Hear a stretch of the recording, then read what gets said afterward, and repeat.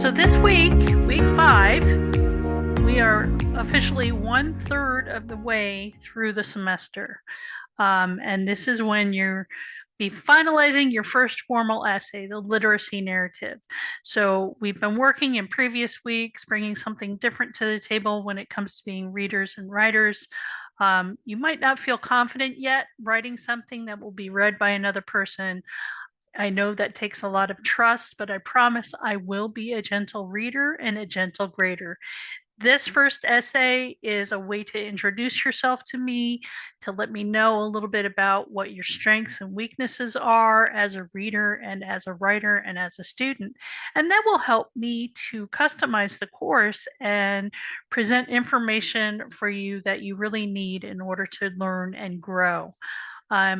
The other thing I'm asking you to take a moment is to reflect upon this most recent writing experience of the literacy narrative, documenting your experiences in this week's journal prompt, the writer's memo. If you have not yet written the essay, I don't want you to write the writer's memo. The writer's memo all pertains to what you did in writing the essay. So if you haven't written the essay yet, then you're going to have to wait on the writer's memo as well. It's okay if you take a few days to get it done. Try not to get too far behind, because as we progress through the semester, we're going to kind of pick up the pace a bit. I know it's been kind of easy up until now.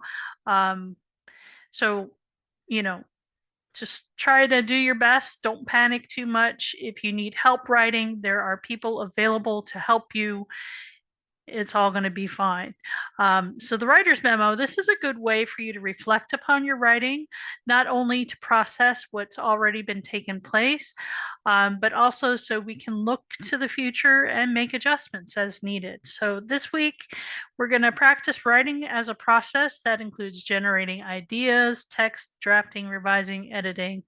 Apply that in understanding and recognition to produce successive drafts of increasing quality.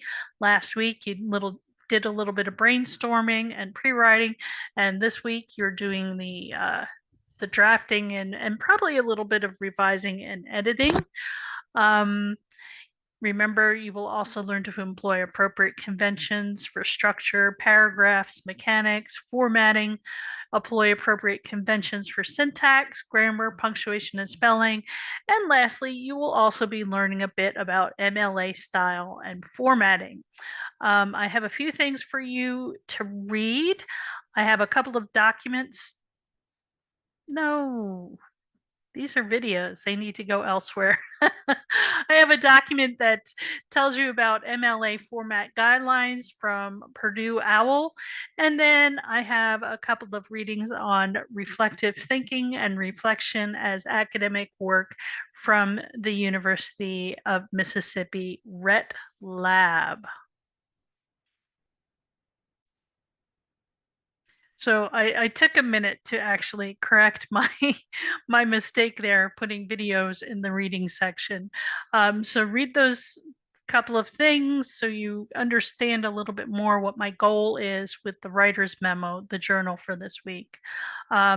For the videos of this week, what I want you to watch, obviously you're watching this overview video.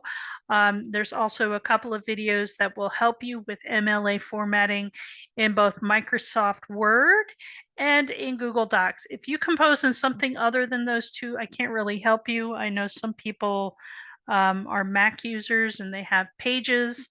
I can't help you with formatting there because I don't have a Mac computer, and so that's like a whole new world for me.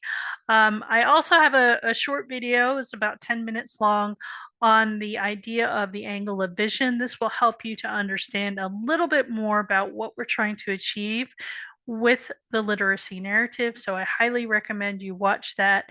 And then we have a video also talking a little bit about reflective writing and why that's important.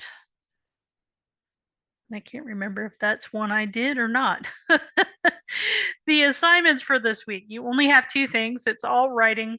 There's no grammar or anything else, no discussion boards. We just have essay number 1, which I want you to write first, and then journal number 4, which is the writer's memo. Let's take a minute to look at the writer's memo so you understand a little bit more what that is all about. This is a place for you to reflect on your own writing. It provides a space for you to explain why you approached the assignment the way you did, to make note of what you did well in the assignment, and to indicate where you might like some constructive criticism. There's no one right way to do this. You see a list of questions. You can do it in question and answer format if that's easier, but you could also write it in a kind of a narrative style, right? A paragraph. The fundamental purpose of this assignment is to help you to reflect on your writing. It can also be a way for you to communicate with your primary audience, namely your teacher. We're not doing peer review, so peers aren't really applicable, but a way for you to communicate with me so I can provide you with the necessary feedback that can help you to revise and improve your writing.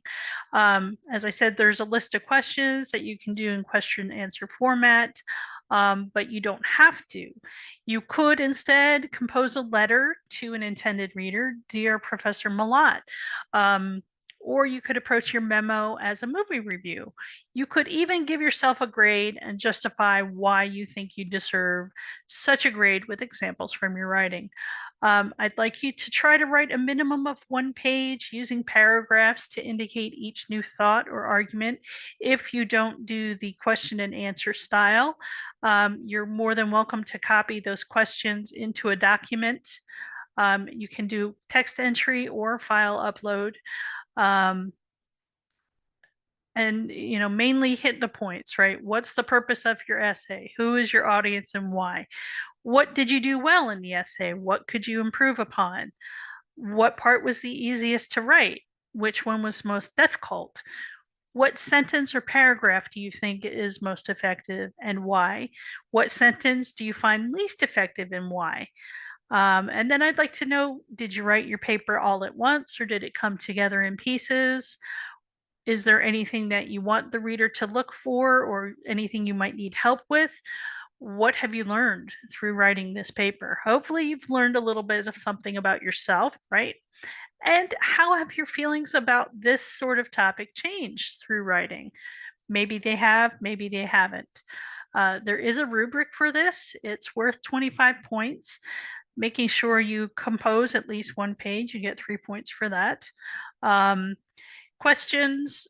Students addressed all questions above or opted for an alternative approach, which touches on nearly all of those points. And of course, I want you to be cognizant of audience, right? To show that you have a little bit of awareness of audience. You're writing with an audience in mind, perhaps something besides me, but this is the first writer's memo that we are working with. So of course, I will also be pretty lenient with the grading on this. So minimum of 1 page, that's probably about 200 words or so if you choose to do the text entry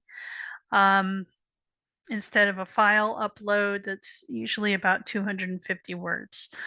So 250 words to show me that you have thought about things and that you've thought about your process, you've reflected on your writing process. Of course, as I said before, this is best done after you have written the essay. If you try to do it beforehand, it's going to look like a snow job, first of all. But secondly, you might not adequately answer all the questions that need to be answered, right? So it's best for you, from a grade perspective, to hold off on this writer's memo until after you have written the essay. Okay. Let's go back to the module here. And at the bottom, I have a note. If you're having problems with any part of the writing process, it could be generating ideas, creating paragraphs, working on mechanics, grammar, that kind of stuff. you can schedule time to work with a writing tutor through the UC Learning Commons. I'll open up the link here. The Learning Commons is a free support service where you can work with a professional tutor who will help you. So you can schedule a service, you can work online if you are primarily online, especially if you are taking this course and you're actually nowhere near Cincinnati or near Claremont. You can schedule to meet online, do a virtual meeting with them. It can be done through email and that kind of thing. If you are a Claremont student and you are occasionally on campus, you can go and see the people in the Learning Commons at the library. They're now housed on the second floor of the library in the Edith Peters Jones building. So, you can always drop in and talk to somebody there and maybe schedule an appointment face to face if that is more comfortable for you. But all of the contact information for the UC Claremont Learning Commons is here on this page. And if you're associated with another campus, you can also look at the Academic Writing Center page. And schedule an appointment that way. Submit your work for feedback. You can read about the AWC tutors and learn more about the services that they have for students there. I say this just because I don't want you to feel like you're all alone, right? We don't have opportunities to meet face to face. I don't have any set office hours, although my availability is pretty open on Monday, Wednesday, and Friday. Weekends are kind of iffy. And I teach on campus on Tuesday and Thursday. So if for some reason you are on campus and you want to talk to me, I teach from 11 to 2 on Tuesdays and Thursdays. I am in the Westwood Academic Center. I can't remember my classroom number. It's all the way down at the end of the hall, and it's the first door on the left. So you're welcome to drop in if you're free then and say, ask me some questions if you happen to be on campus. It's always wonderful to meet with students. So, if you're on campus and you're just taking this course, virtually, you can always drop in and just introduce yourself, say, hey, I just wanted to say hello. I'm happy to meet students. It's just, I'm busy sometimes. So coming in before class is usually helpful. I don't have a ton of time after class because I need to skedaddle back home to get my son. Gosh, I can't wait until he has his license. Get my son to where he needs to go after school because he has all sorts of after school sports activities and he needs to be shuttled to and fro. So yeah, that is all for this week. So remember, do your literacy narrative, watch the videos to help you clarify some of these things, write your literacy narrative. And after you have written the literacy narrative, please then write about the writer's memo. Everything is due Sunday, the 24th. If you're running into some trouble and you need a little extra time, please reach out to me, email me and say, hey, I need an extension. I don't need to know the details, whether you were sick or traveling, it doesn't really matter. But it is a courtesy to reach out to me and say, and ask for an extension. I'm happy to grant it. I just don't want you to get so far behind that things start to snowball as we approach the middle of the semester in a few weeks. Because believe me, folks, it does go quickly after this. Experience has shown that students really start to as we all pick up speed and approach midterms, you have all sorts of things coming at you, and it can be stressful. So it's really good to learn how to manage your time. And if you need an extension, to reach out and request it. I'm happy to honor those requests. All right. Good luck, everybody. And again, I look forward to reading your writing. Take care.